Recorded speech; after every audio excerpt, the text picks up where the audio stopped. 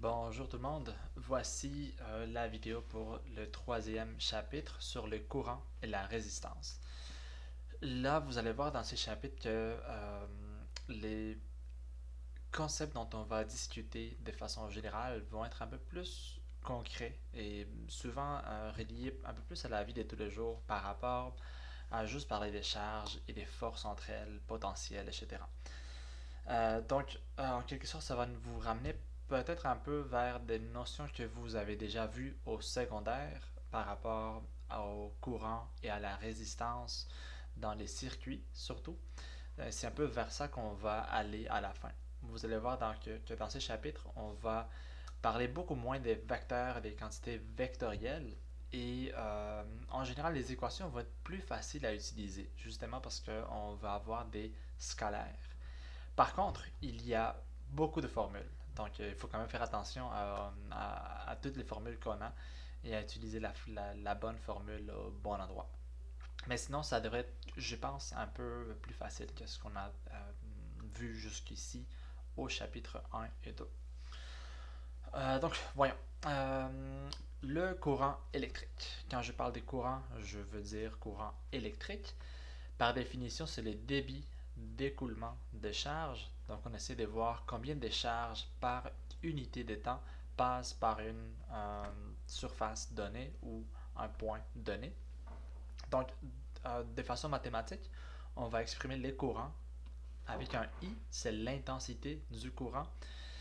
L'intensité du courant en moyenne, ça va être égal à la quantité de charge qui est passée par un fil électrique en général, divisé par le temps que ça prend. Ou si on le regarde de façon infinitésimale avec à l'aide des dérivés, c'est une quantité infinitésimale de charge qui va passer dans une quantité infinitésimale de temps. Donc la dérivée de la charge par rapport au temps. On va utiliser ça plus tard aussi dans les cours. Mais pour l'instant, on va surtout utiliser la première équation.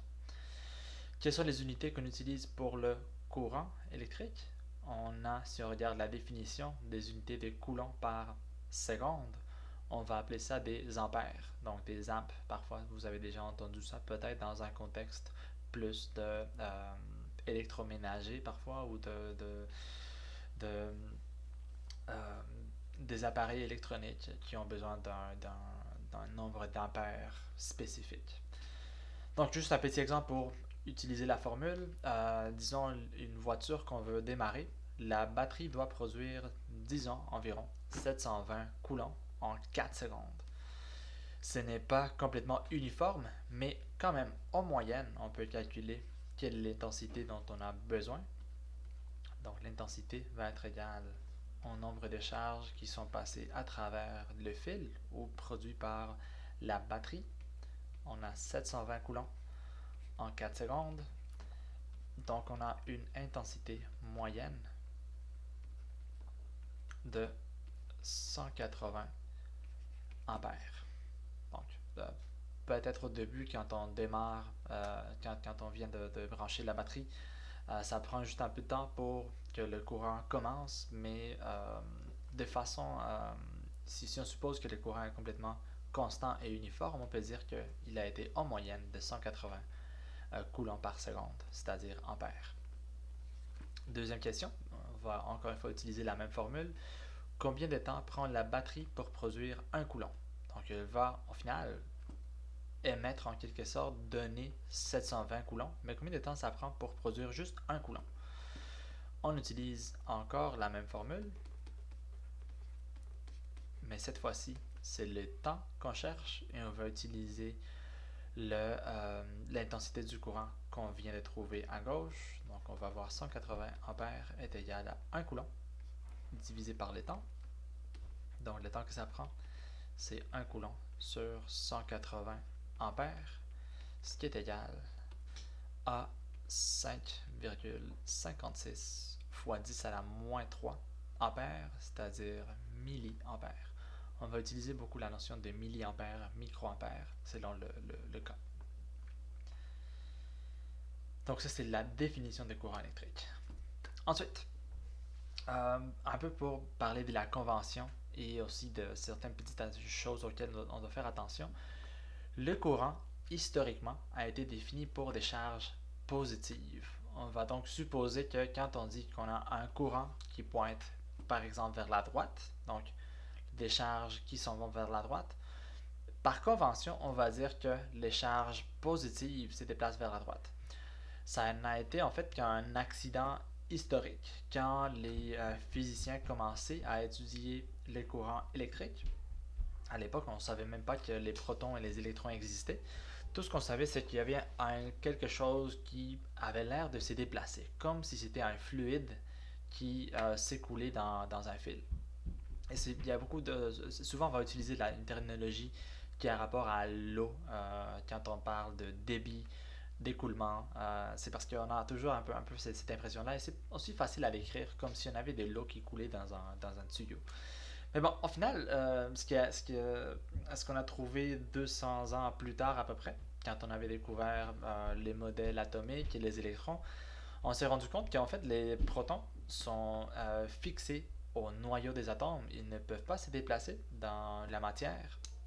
Et c'est plutôt les électrons qui vont sauter d'un atome à l'autre ou directement voyager dans un fil électrique, surtout en métal en général.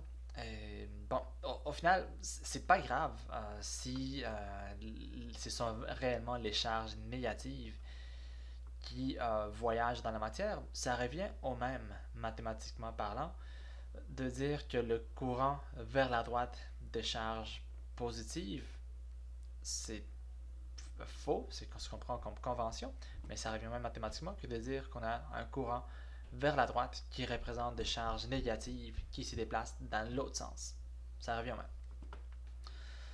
Donc en réalité, ce sont les électrons qui se déplacent et non pas les protons.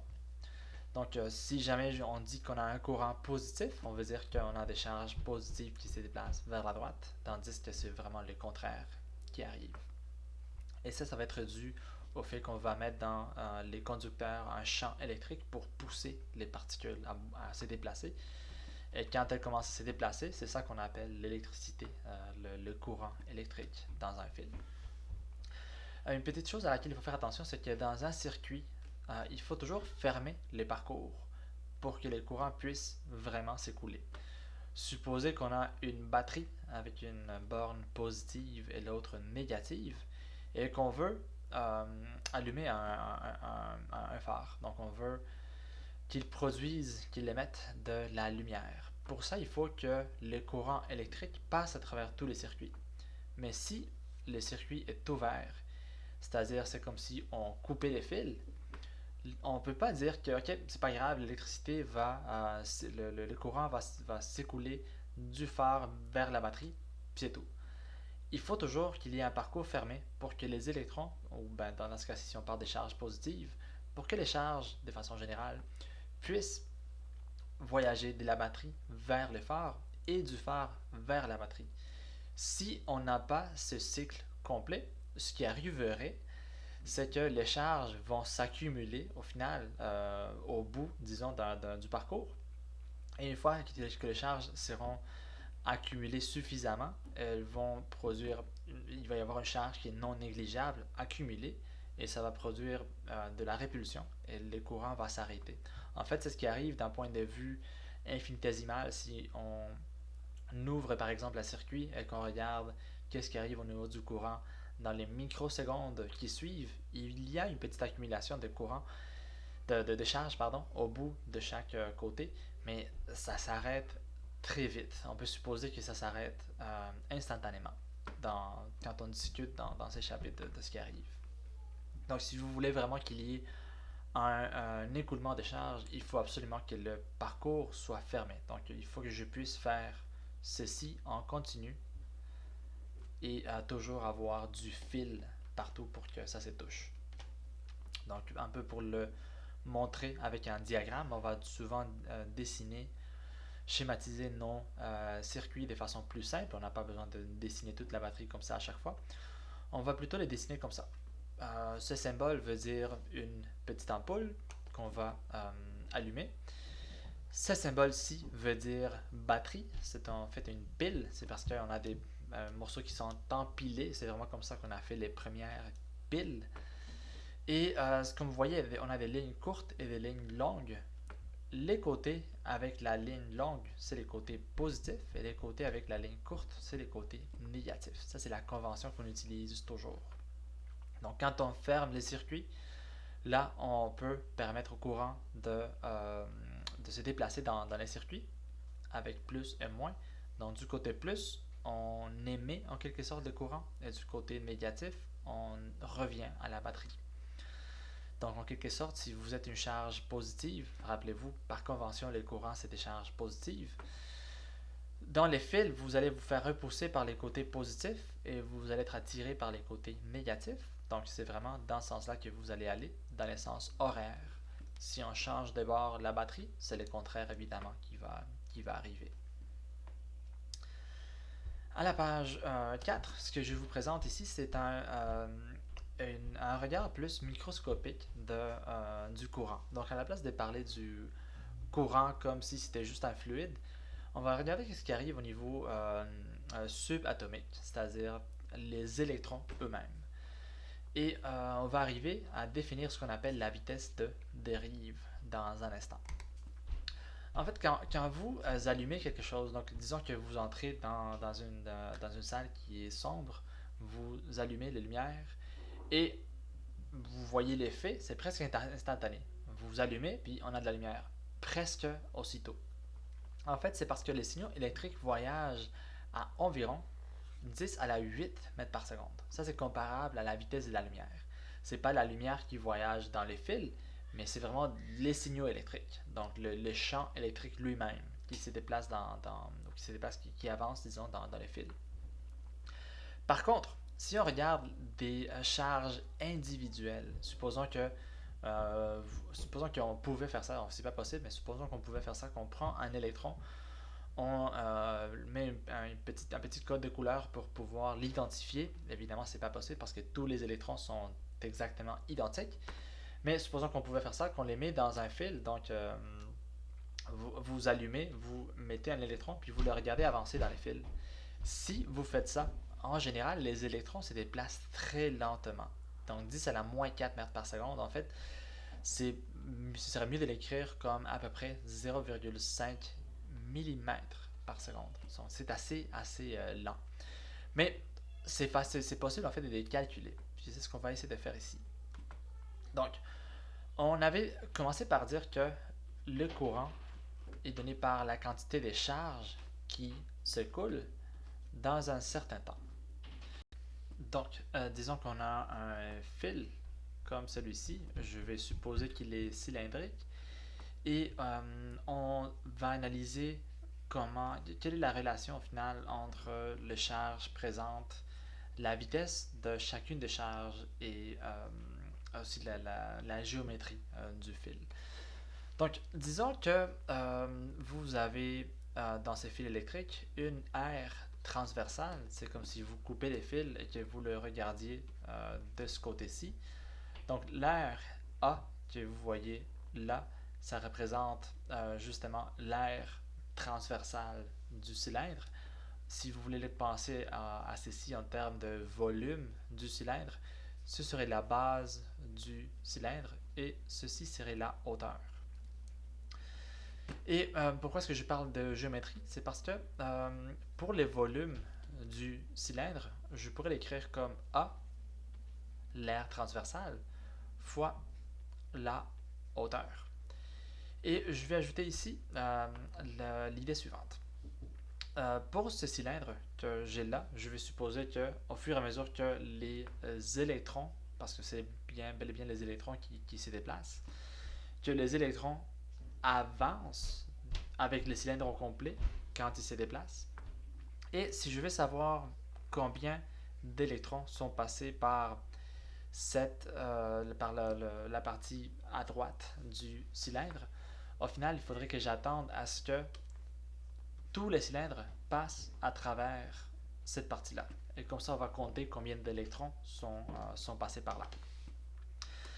Donc, ce qu'on doit voir, c'est que la partie arrière du cylindre avance avec une vitesse V donnée par les électrons, qu'on va appeler la vitesse de dérive. C'est la vitesse à laquelle chacune des particules se déplace vers la droite ici. Et combien de temps est-ce que ça va prendre pour que les derniers électrons à l'arrière du cylindre arrivent jusqu'ici? Le temps que ça prend va être donné par la hauteur divisé par la vitesse de dérive. Autrement dit, la hauteur, je peux l'écrire comme étant la vitesse de dérive fois delta t. Et delta t, c'est le temps qu'on va prendre pour considérer ce volume de cylindre. Au final, la valeur de delta t n'est pas importante parce que je peux compter les électrons qui passent par une section donnée du fil pendant 1 seconde, pendant 2 secondes, pendant 3 secondes. Plus j'attends, plus il va y avoir d'électrons. Mais au final, on va diviser l'un par l'autre. Donc, ça ne change rien. Vous allez voir, delta t va se simplifier dans un instant. OK. Donc, combien de charges est-ce que j'ai à l'intérieur du cylindre? Donc, c'est quoi mon delta Q total? Ça, je vais l'écrire comme étant N, donc le nombre d'électrons, fois la charge de chaque électron, c'est-à-dire E. Et on va diviser ça ici par delta T. Voilà. La prochaine chose que je vais faire, c'est la chose suivante. Le nombre d'électrons qui peuvent voyager de façon générale, ce sont les électrons dans les couches supérieures des atomes. Et c'est en général aussi donné par les électrons des valences que vous avez sûrement vu déjà en chimie. Et c'est une propriété en fait de chaque matériau. Si on a un fil qui est fait en cuivre, les atomes de cuivre vont avoir une certaine particularité et comparé par exemple à des atomes de l'acier ou du fer ou d'autres types de matériaux. Évidemment, ça devient moléculaire. On n'a pas toujours des fils faits d'un élément pur. Et cette propriété-là, c'est ce qu'on appelle N. Ça va être la densité des charges dans un matériau quelconque. N, au final, c'est le nombre de charges libres qui peuvent se déplacer par unité de volume, donc mesuré en coulombs par mètre cube. Donc ceci est égal au final au nombre de charges qui peuvent se déplacer divisé par le volume dont on parle. Ici, je parle de volume et non pas de potentiel, juste pour faire la distinction. Je vais l'écrire comme volume pour pas que vous pensiez que c'est le potentiel. Donc N, le nombre d'électrons qui peuvent se déplacer, je peux l'écrire comme étant N, ce petit N qui est une propriété de chaque matériau, fois les volumes. Donc laissez-moi l'écrire ici comme N fois le volume, fois la charge d'un électron ou d'un proton, dépendamment de comment on regarde le courant, divisé par le temps que ça prend. Le volume en question, on l'avait écrit comme A fois la hauteur, c'est-à-dire, si je l'écris ici, ça va être A fois la vitesse de dérive fois delta t. Et là, on est prêt à remplacer ici à l'intérieur. Ça, je vais l'écrire comme N fois l'aire transversale fois la vitesse de dérive fois delta t divisé par delta t, comme on avait promis. Le temps n'est pas important. Si j'attends 1 seconde, je verrai un nombre d'électrons quelconque. Si j'attends 2 secondes, je verrai le double. Donc au final, ça se simplifie. Et on arrive à l'expression, j'ai oublié la charge ici, fois E. On arrive à l'expression N, où N c'est le nombre de charges libres par unité de volume, fois A, l'aire transversale du fil, fois la charge d'un électron, et finalement fois la vitesse de dérive. Donc, connaissant les propriétés d'un fil et combien de courants on fait passer à travers un fil quelconque, on peut calculer quelle est la vitesse de dérive des électrons dans les fils lui-même. Donc, laissez-moi justement vous montrer un exemple à la page 5. On veut calculer la vitesse de dérive des électrons dans un fil de cuivre ayant un diamètre de 2,053 mm, où le courant est de 20 ampères. Et pour les cuivres, on nous donne les charges libres par unité de volume. En passant, je vais vous faire remarquer la chose suivante. Ces chiffres-là, c'est quelque chose qu'on peut vraiment calculer à partir du nombre d'Avogadro de la masse atomique et finalement aussi de la masse volumique d'un matériau quelconque. Parce qu'au final, si on a un chiffre de 10 à la 28 ici, c'est vraiment dû au fait que pour chaque mol de cuivre, là on parle du cuivre je pense, oui, de cuivre, euh, vous avez un nombre d'atomes donné par le nombre d'Avogadro, donc 6 fois blablabla, 6,023 je pense, fois 10 à la 23 atomes par mol. Cette mol-là va avoir une masse donnée, et cette masse donnée-là va occuper un volume donné. Donc, on peut vraiment, si vous prenez un tableau périodique, vous êtes vraiment en mesure de calculer ces chiffres-là, où les atomes de cuivre vont avoir un électron libre chacun. Donc, juste pour vous montrer un peu d'où vient le chiffre ici avec un exposant tellement grand, ça vient vraiment du fait qu'on a un nombre énorme d'atomes en général dans la matière. Okay, le courant est donné, donc on a I, et on nous donne le diamètre. Pour le diamètre, laissez-moi les dessiner ici pour qu'on se fasse une idée, une image de la situation. L'air dont on aura besoin, c'est donné par l'air de la base du fil, si on l'a coupé. Et l'air qu'on a là, ça va être pi r à la 2. Et le rayon, c'est donné par le diamètre divisé par 2. Donc, il faut faire attention. Ici, on a 0,00253 divisé par 2. Et je fais tout déjà en mètres. On trouve que l'air est égal à 3,31 fois 10 à la moins 6 mètres carrés. Ok, et là, on va écrire l'expression grande qu'on vient de voir à la page précédente. Le courant est égal au nombre de charges libres fois l'air fois la charge d'un électron fois la vitesse de dérive. Et donc on trouve que la vitesse de dérive est égale au courant divisé par n fois A fois E.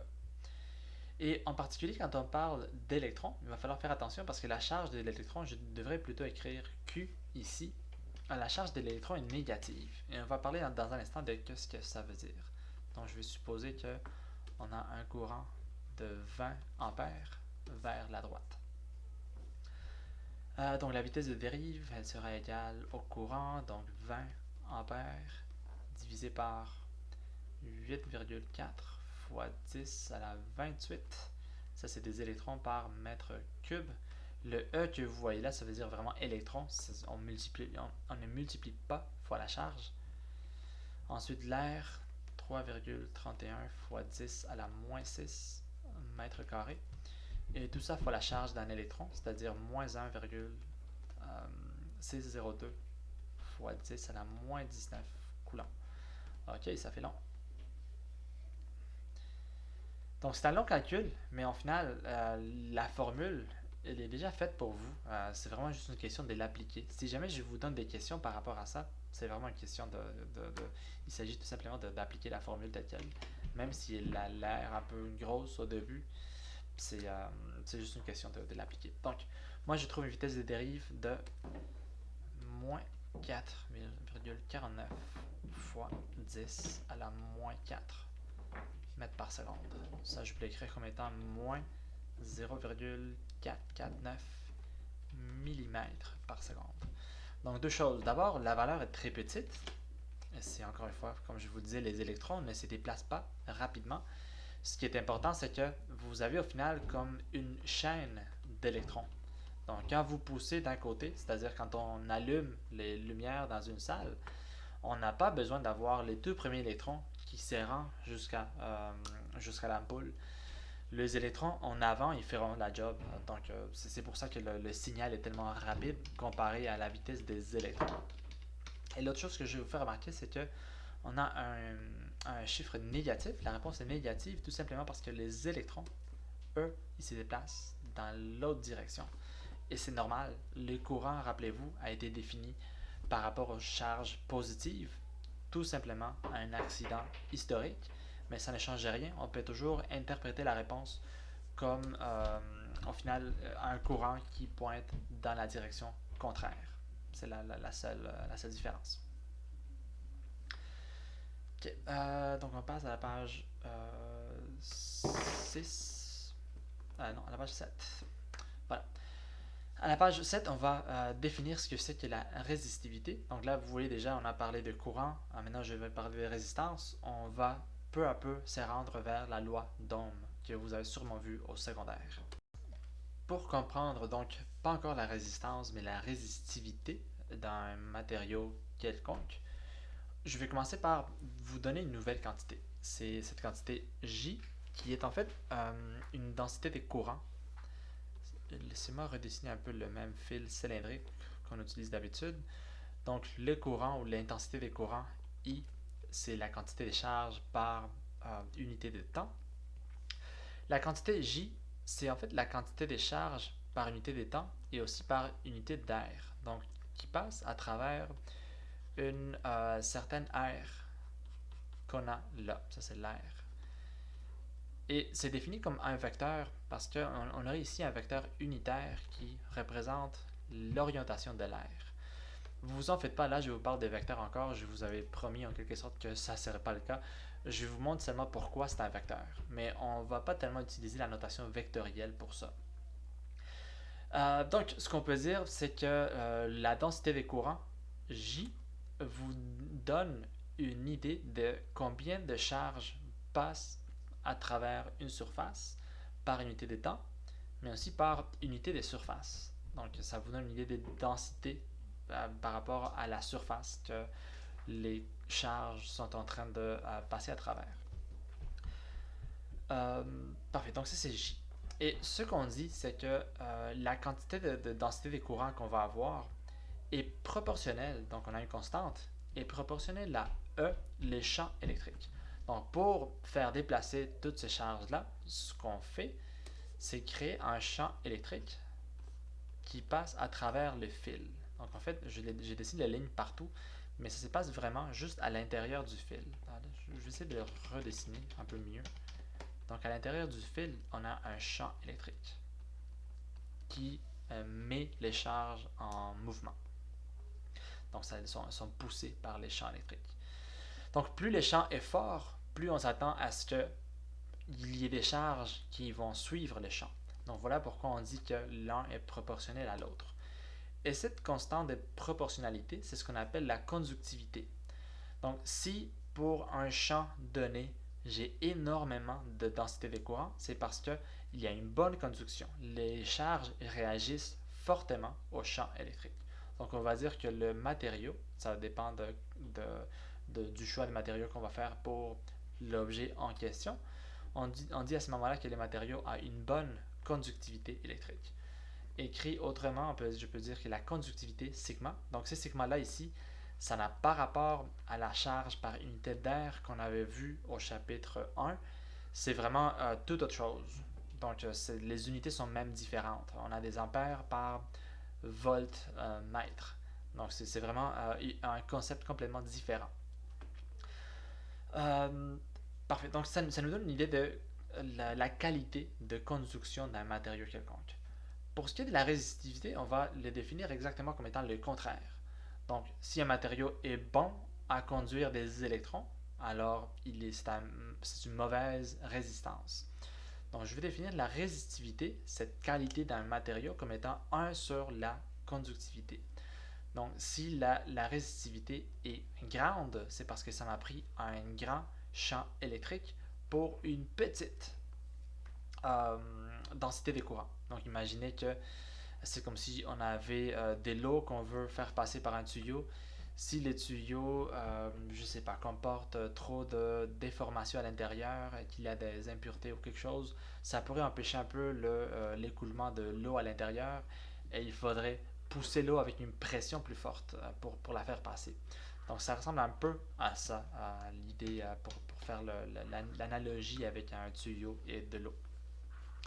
Les unités pour la résistivité, je ne parle pas encore de résistance, c'est des unités de volts mètres par ampère. Et des volts par ampère, c'est ce qu'on définit comme étant des unités d'ohm. Les ohms, c'est les unités de résistance qu'on va voir dans un instant. Mais pour l'instant, la résistivité a des unités d'ohm fois mètre. C'est pas divisé par mètre, c'est bel et bien fois mètre. Donc, pour vous donner un peu une idée de comment ça peut varier énormément d'un matériau à l'autre, matériaux, par exemple argent, cuivre, or, bois.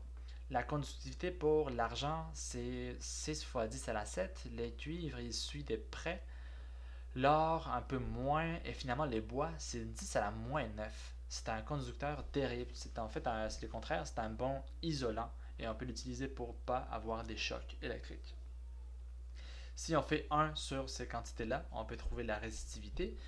L'argent et les cuivres, ce sont de très bons conducteurs. Ils ont une résistivité de 10 à la moins 8 ohms mètre. Et par contre, le bois, c'est à peu près les contraires. C'est 10 à la 9 ohms mètre. Et là, on pourrait faire une petite parenthèse. En général, les appareils électroniques ont des éléments faits en cuivre parce que c'est un bon conducteur. Mais en fait, l'argent est meilleur encore. Alors, comment ça se fait qu'on ne fait pas les produits électroniques en argent? C'est juste une question d'argent et de coût. On veut minimiser les coûts de production et de toute façon, il n'y a pas une grande différence entre les deux. Donc, on va préférer les cuivres à l'argent pour sauver des sous dans la conception d'un appareil électronique. Mais si jamais vous vouliez avoir les meilleurs appareils au monde avec le moins de dissipation de chaleur quand on va l'allumer. Pensez à vos ordinateurs, comment ils chauffent parfois quand on les allume et qu'on fait des affaires un peu lourdes dessus. Si vous vouliez avoir le meilleur au monde, il faudrait le faire en argent. Mais faire un ordi en argent, ça va vous coûter quand même de sous. Finalement, j'ai un petit commentaire. Je vous avais dit que la conductivité et la résistivité, c'était des propriétés d'un matériau. C'est vrai, on va les traiter comme étant des constantes. Mais si on regarde réellement ce qui arrive au final, c'est une quantité qui en fait dépend de la température. Et c'est pour ça qu'on a introduit un coefficient thermique, alpha, qui dépend des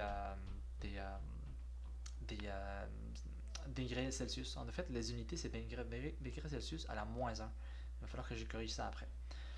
La résistivité, en fonction de la température, est donnée par une constante des bases fois 1 plus les coefficients thermiques fois la température. Donc en général, quand on chauffe des objets, ça fait augmenter la résistivité des objets. Euh, quand on les refroidit, ça baisse la résistivité des matériaux. En fait, en hiver, au Canada, puisqu'il fait froid, les fils électriques extérieurs sont très bons à conduire de l'électricité jusqu'à chez vous parce que justement la température est énormément réduite et ça réduit beaucoup la résistivité des fils de Hydro-Québec.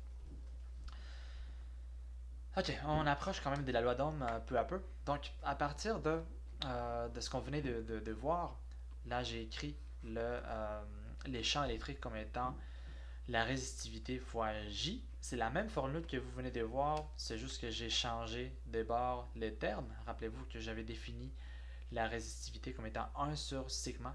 La conductivité, donc les champs électriques, est égale à la résistivité fois J. On va définir maintenant ce que c'est qu'une résistance ou qu'est-ce que c'est que la résistance d'un objet. Donc là, je vais supposer que j'ai un objet. Je ne parle pas d'un matériau seulement, mais réellement d'un objet avec des dimensions données.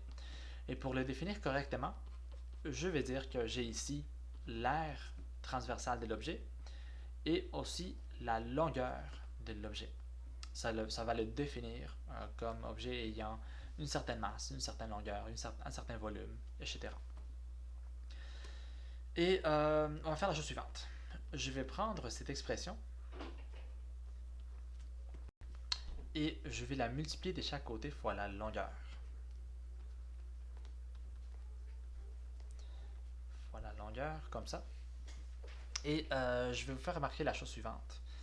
Ce qu'on a ici, c'est le champ électrique qui existe à l'intérieur de cet objet fois la longueur. Si vous vous rappelez de ce qu'on avait vu au chapitre 2, ceci représente en fait la différence des potentiels de chaque côté, avec un signe négatif peut-être, mais ça nous importe peu ici. Ce qui m'importe, c'est les choses en termes de valeurs absolues. Donc, ça ici, c'est en fait les champs électriques. On avait vu cette formule-là comme étant les champs électriques fois delta x. Peut-être ça vous dit quelque chose. Donc, j'applique exactement la même chose ici. Et de l'autre côté, pour l'instant, j'ai rien que ρ L fois J.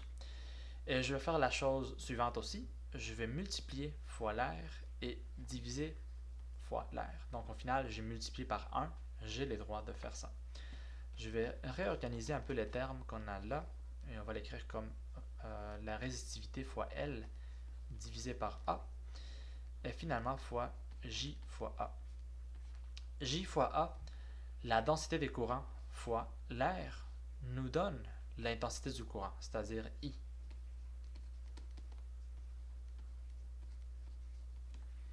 Et on vient de trouver là la loi d'Ohm que vous avez sûrement vue au secondaire.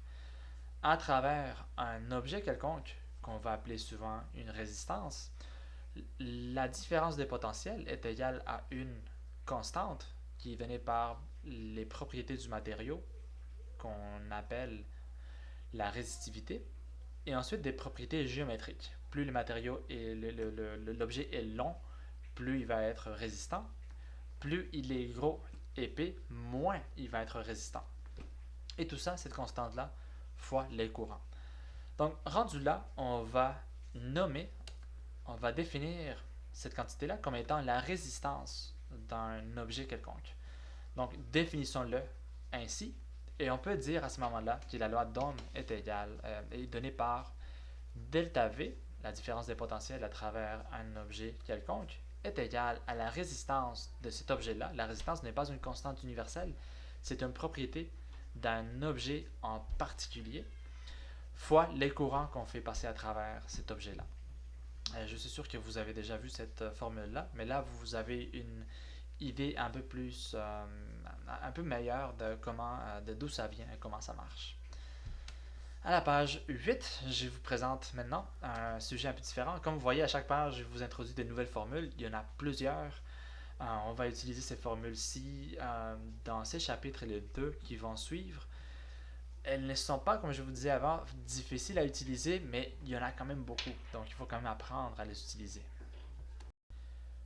Pour la puissance électrique, je vais commencer par un rappel de mécanique, comme je fais parfois. La puissance, de façon générale en mécanique, par définition, c'est donné par la quantité d'énergie qu'on fournit ou qu'on reçoit ou qu'on applique par unité de temps. Donc cette quantité d'énergie-là, en général aussi, on peut l'appeler le travail qu'on doit faire pour faire passer à travers une distance quelconque un objet ou pour au final faire une, une quantité de travail dans un certain temps. Quand on parle de charge, ça ici on peut le voir comme la quantité, les changements d'énergie par rapport au temps. Donc c'est E que vous avez là, c'est les changements d'énergie dans le système. Et si on parle de charges qui vont passer à travers un fil, ce qui nous importe, c'est que on a une charge Q qui devra passer à travers, au final, une différence des potentiels qu'il y a à travers les fils, donc d'un côté comme de l'autre, ou à travers la résistance, ou à travers la machine. Peu importe c'est quoi l'objet, ce qui importe, c'est qu'entre les deux bornes, il y a une variation des potentiels. Parce que à l'intérieur du fil, on a un champ électrique pour forcer les charges à passer à travers. Donc, cette variation d'énergie-là, elle n'est pas cinétique, c'est une variation d'énergie potentielle. Je vais l'écrire comme delta U quand on parle de la puissance. C'est la variation d'énergie potentielle des charges. Donc, dans ces contextes-ci, on va voir ceci comme étant la quantité de charges fois la différence des potentiels divisé par les temps. Et là, on va faire un petit truc où, à la place de prendre Q fois delta V, je vais faire Q divisé par delta T. Q divisé par delta T nous donne donc, par définition, l'intensité des courants fois delta V. La puissance moyenne, lorsqu'on fait passer un courant à travers une différence des potentiels, est donnée par le courant fois la différence des potentiels. Et ensuite, si vous le regardez ici en bas, cette formule-là, I fois delta V, I au carré fois R, delta V au carré divisé par R, c'est 3 fois la même formule. C'est toujours la même chose. La seule différence, c'est que j'utilise la loi d'Ohm pour écrire la même équation sous différentes formes. Par exemple, je peux dire delta V est égal à I fois R. Donc, si je remplace dans l'expression qu'on a trouvée delta V par IR, je trouve I à la 2 fois R. Il n'y a pas une formule qui est meilleure que l'autre. Il n'y en a pas une qui est plus utile que l'autre. Ça dépend de la situation. Parfois, dans un problème donné, vous allez rencontrer le courant et les potentiels, donc vous utilisez la première formule. Parfois, on vous donne le courant et la résistance, donc vous utilisez la deuxième, et ainsi de suite. Par exemple, on peut aussi isoler I et l'écrire comme delta V divisé par R. Et si je remplace I par delta V divisé par R, là je peux l'écrire comme delta V à la 2 divisé par R. Donc toutes les formules que vous voyez ici en bas, c'est vraiment toujours la même expression, sauf que vous utilisez cette formule-là pour trouver les autres. Donc je vais effacer celle-là ici, et je vous laisse juste un rappel le fait qu'on peut toujours remplacer I et delta V par les expressions correspondantes. En réalité, il n'y a qu'une seule expression qu'on peut tout simplement exprimer un peu différemment. On passe à la page 9, donc un petit exercice.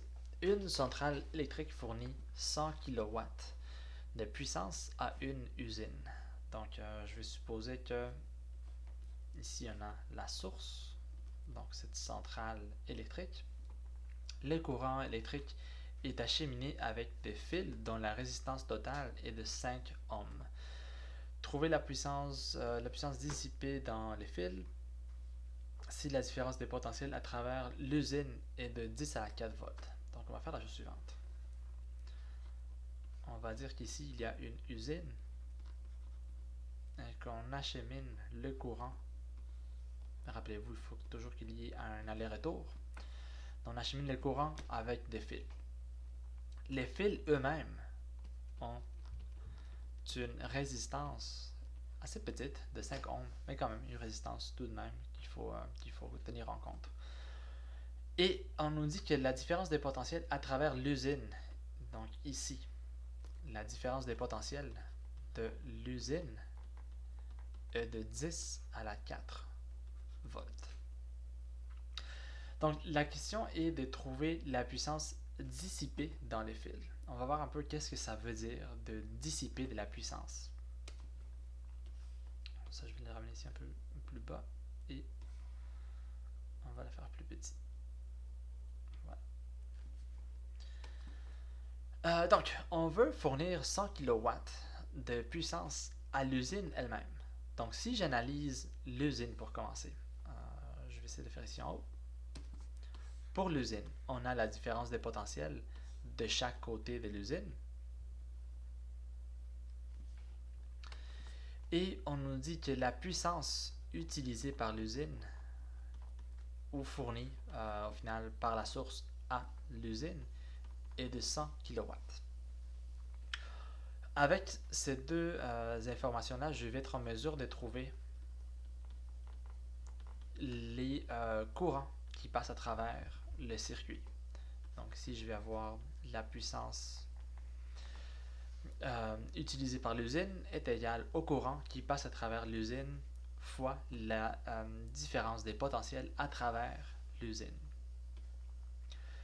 Donc je peux dire que le courant est égal à la puissance, donc 100 kW divisé par 10 à la 4 volts. Donc 100 kW, au final ça fait 10 à la 5 divisé par 10 à la 4, on a 10 ampères pour le courant. Maintenant, ce qu'il faut réaliser, dont on doit se rendre compte ici, c'est que le courant, il passe par l'usine, mais il passe par les fils, il passe par la source, il passe par les fils. Donc, l'usine est en train de utiliser 100 kilowatts de puissance pour faire de quoi? Je sais pas. On produit des affaires dans cette usine-là. Mais on doit considérer aussi que on a une certaine puissance qui est perdue dans les fils électriques lui-même. Cette puissance va être donnée par I fois delta V. Et voilà ce que je vous disais tantôt. Delta V ici pour le fil, non pas pour l'usine, mais pour les fils, on ne les connaît pas. Donc, à la place d'utiliser I fois delta V, je peux remplacer delta V par I fois R et je peux l'écrire comme I à la 2 fois R. Et d'ici, je peux calculer que la puissance dans les fils eux-mêmes est de 10 ampères à la 2 fois 5 ohms. Ce qui nous donne 10 à la 2, 100 fois 5, 500 watts. Donc, qu'est-ce que ça veut dire ceci? Ça veut dire que les fils eux-mêmes vont en quelque sorte gaspiller de l'énergie. Ils vont chauffer au final. Et c'est pour ça qu'on appelle une dissipation. On dégage de la chaleur dans les fils eux-mêmes qui vont chauffer. Et vous pouvez l'essayer à la maison quand on a un courant électrique assez fort. Donc 10 ampères, c'est quand même très fort comme courant. Il faut quand même s'habituer à ce genre de chiffres. Les fils eux-mêmes, même s'ils sont faits en cuivre et que le cuivre est un très bon conducteur, rappelez-vous, on supposait toujours que les conducteurs n'avaient pas de différence de potentiel à l'intérieur parce qu'on supposait toujours que c'était des surfaces équipotentielles. En réalité, il y a toujours une petite résistance associée au fil lui-même. De façon générale, dans les problèmes, on va le négliger. Mais quand on fait référence explicitement à ça, comme dans ces problèmes-ci, on considère la résistance des fils eux-mêmes et on peut calculer combien d'énergie on a perdu dans les fils. Donc, au final, qu'est-ce que la source doit faire? Si la source veut fournir 100 kilowatts de puissance à une certaine usine et que les fils utilisés ont une résistance de 5 ohms, il va falloir que la source fournisse 100 kg plus 500. Donc 100,5. Donc la puissance à la source, au final, l'énergie est conservée, on ne va pas la perdre, on ne va pas la créer non plus, et de 100,5 kW. Il faut tenir en compte ces 500 watts supplémentaires. Et voilà, c'est de la puissance qu'on a perdue dans les fils. En final, c'est de l'inefficacité du système. Si on utilise des meilleurs fils électriques, en général des fils plus gros, d'un meilleur calibre, on va réduire la résistance des fils et on va perdre moins de chaleur dans ces transports d'électricité-là. Voilà un peu quand je vais vous parler des fils électriques au Québec, quand il fait froid, que c'est mieux. Effectivement, transporter de l'électricité, il y a un coût énergétique associé à ça. En général, on veut réduire au maximum la résistance des fils. En général, parfois il y a d'autres utilités aussi. Donc ça ne faisait pas partie de la question. Moi, je voulais juste avoir les 500 watts. Voilà aussi pourquoi c'est important quand on achète des appareils électroniques, surtout ceux qui utilisent beaucoup d'électricité. Et on vous dit, faites attention au calibre filaire, il faut que ce soit vraiment un fil d'au moins un certain calibre. C'est pour ne pas avoir une résistance grande au niveau des fils qui va au final le faire chauffer. Donc voilà un peu le problème. Ça peut faire fondre des prises électriques et les fils eux-mêmes. Pas les métals, mais le caoutchouc ou le plastique autour. À la page 10, un autre exercice, un élément chauffant, comme ce que vous pouvez avoir à la maison, de 1400 watts, est conçu pour un voltage de 110 volts. 110 volts, c'est le voltage qu'on a couramment à la maison, qui vient d'Hydro-Québec, tout simplement. Donc, en Amérique du Nord, le voltage qu'on a par défaut est d'à peu près 110-120 volts. Donc, cet élément chauffant-là des 1400 watts est conçu pour un voltage nord-américain. Trouvez le courant qui passe par l'élément lorsqu'il est allumé. Puissance moyenne est égale au courant fois la différence des potentiels. Donc là, ça c'est un calcul que vous pouvez faire à la maison si vous regardez vos appareils électroniques et la petite étiquette qui vient toujours avec où on vous donne les spécifications des appareils. Vous êtes en mesure de calculer quel courant ça prend pour les faire fonctionner correctement. Donc I, l'intensité des courants sera donnée par la puissance divisée par delta V, donc 1400 watts divisé par 110 volts. L'intensité des courants est égale à 12,7 ampères.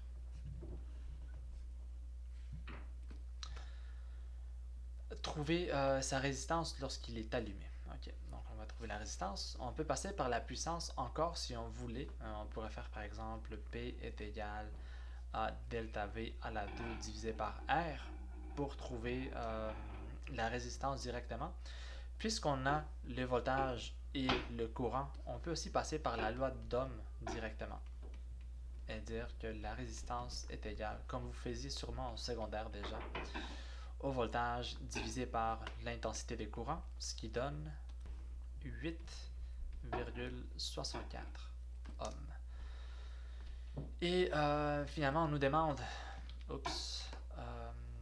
Ah oui, il y a une petite précision. On veut savoir la résistance lorsqu'il est allumé. On nous dit ça parce que justement, un élément chauffant, ça chauffe. Quand ça chauffe, à cause de la résistivité et du coefficient thermique des matériaux qui ont été utilisés pour cet élément chauffant-là, la résistivité va en fait changer et donc la résistance elle-même va changer avec la température. Mais une fois qu'il a atteint la température d'opération, là on peut dire que c'est une résistance qui est constante à partir de ce moment-là, qui est de 8,64 ohms. Quand vous venez de l'allumer et que l'élément chauffant est froid, en fait, la résistance aura une valeur différente. Ce ne sera pas la même. Ok. 3. Qu'arriverait-il si on les branche à un voltage de 220 volts? Donc, disons que vous prenez le même élément chauffant et que vous l'amenez dans un autre continent, par exemple en Europe, on utilise un voltage de 220 volts. Il y a en fait certains avantages à ça, mais bon, pour des raisons historiques, en Amérique du Nord, on utilise un voltage de 110. Donc, qu'est-ce qui arrive si on fait ça? La résistance elle-même, bon, je vais supposer quand même que la température ne change pas trop, ça va changer un peu, mais bon, quand même. Si ça chauffe encore plus, ça va faire augmenter la résistance encore plus. Et je peux faire les calculs de puissance. Le calcul de puissance est donné par delta V au carré divisé par R. J'utilise cette formule-là parce que on connaît les voltages et on connaît la résistance. Donc, je pourrais calculer quelle sera la puissance. Si je fais les calculs, delta V au carré, alors en fait, je pourrais écrire ceci comme 110 volts fois 2 au carré divisé par la résistance qu'on avait avant. Donc 110 à la 2 divisé par la résistance, si vous faites le calcul, ça va vous donner 1400 watts. C'est exactement ce qu'on avait tantôt. Mais là, on multiplie fois 2. 2 à la 2, ça fait 4. Normalement, je vais essayer de faire le calcul dans un instant. Je devrais trouver une réponse qui est 4 fois, exactement 4 fois plus grande que ce qu'on avait tantôt. Donc, laissez-moi faire le calcul. Et oui, quelle surprise, ça donne exactement 4 fois 1400 watts. Donc, 5600 watts.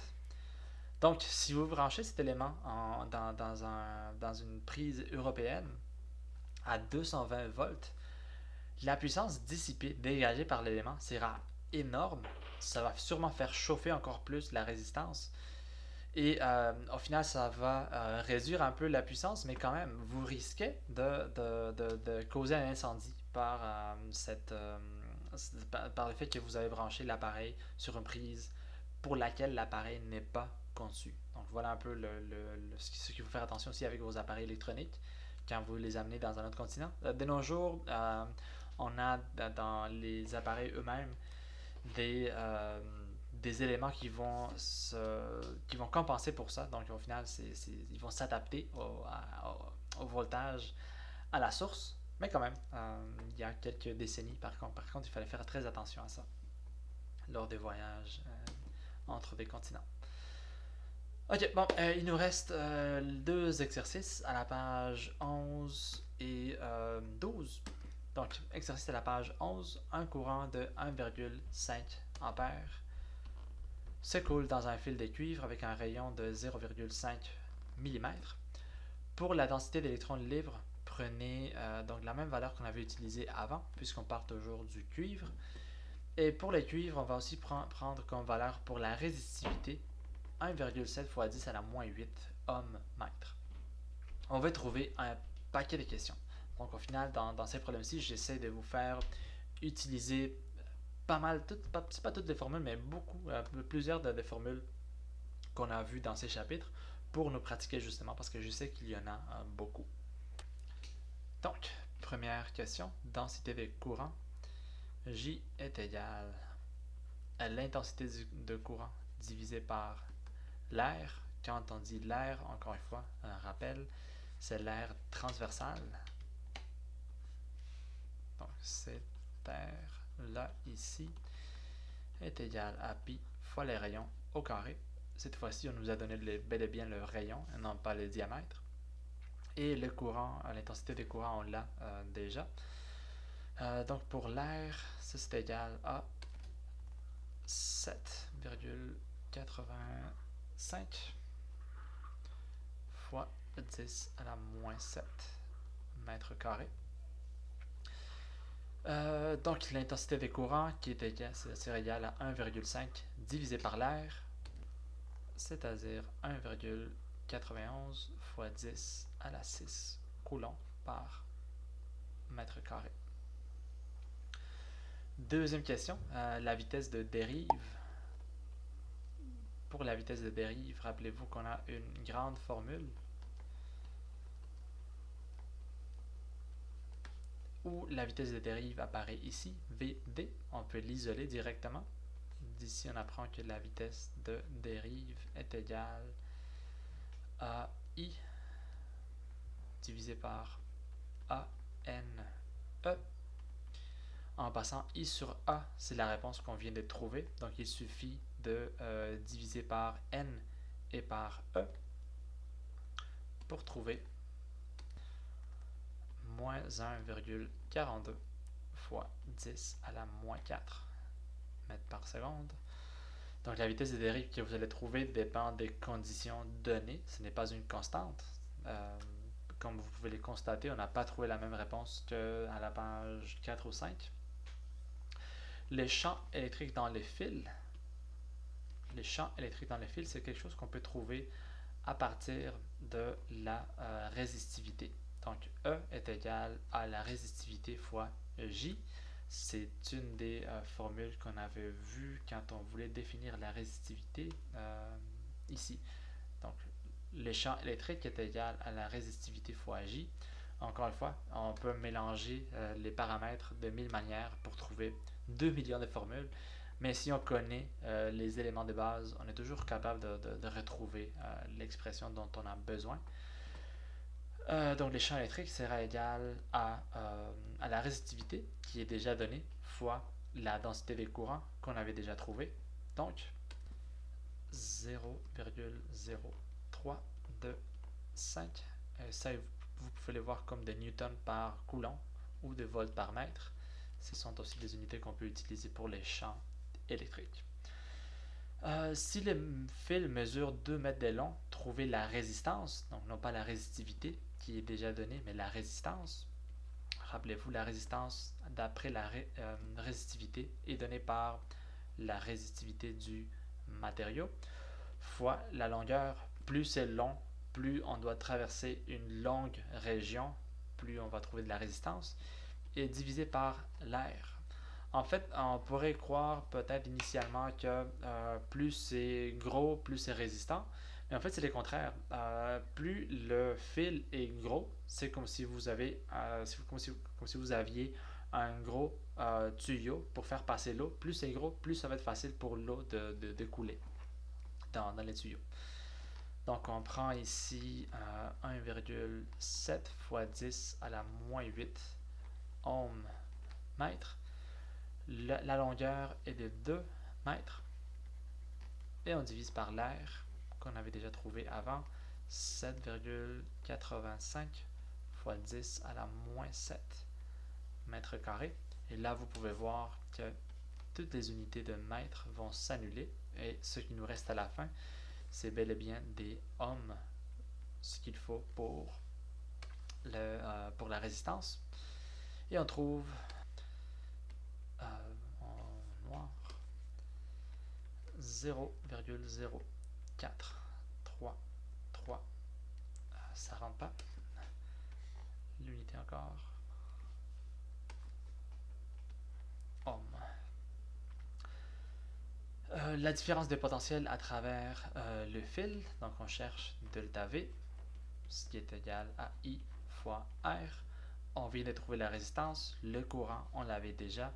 Ceci est égal à 0,0649 volts, ce qu'on peut écrire aussi comme étant 64,9 millivolts. Les deux réponses sont bonnes, c'est juste pour vous donner deux façons différentes d'écrire la réponse. Donc voilà une question où vous aviez plein de choses à chercher.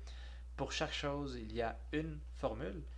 Quand vous trouvez la bonne formule, en fait, c'est facile à résoudre, mais c'est juste qu'il y en a plusieurs. Voilà un peu par rapport au chapitre 1 et 2, il n'y avait pas là tellement de formules, mais l'application de formules est un peu difficile de temps en temps, surtout avec les vecteurs. Là, on a moins de difficultés, mais plus de formules. À la page 12, la dernière, un fil a une résistance R. Ici, on n'a pas de chiffres.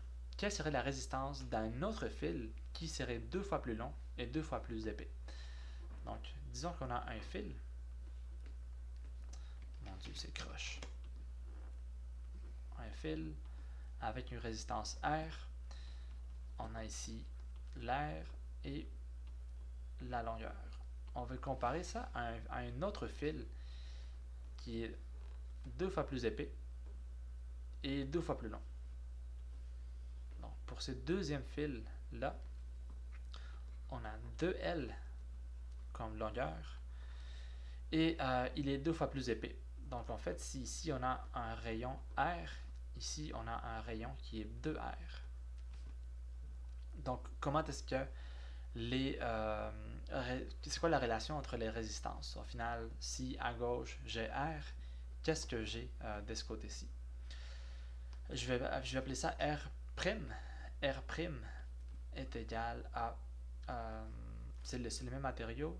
Ok, on nous dit pas ça, mais je vais supposer que les deux fils sont faits du même matériau.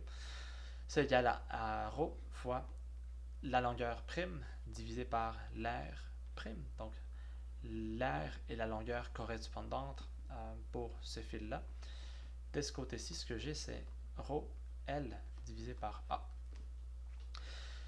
Et donc, la longueur, elle est maintenant 2 fois plus longue.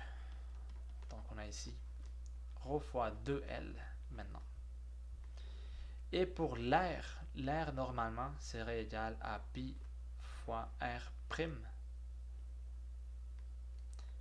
Pi fois R prime à la 2. Et R prime à la 2 est égal à R fois 2, ou 2R plutôt. Donc, au final,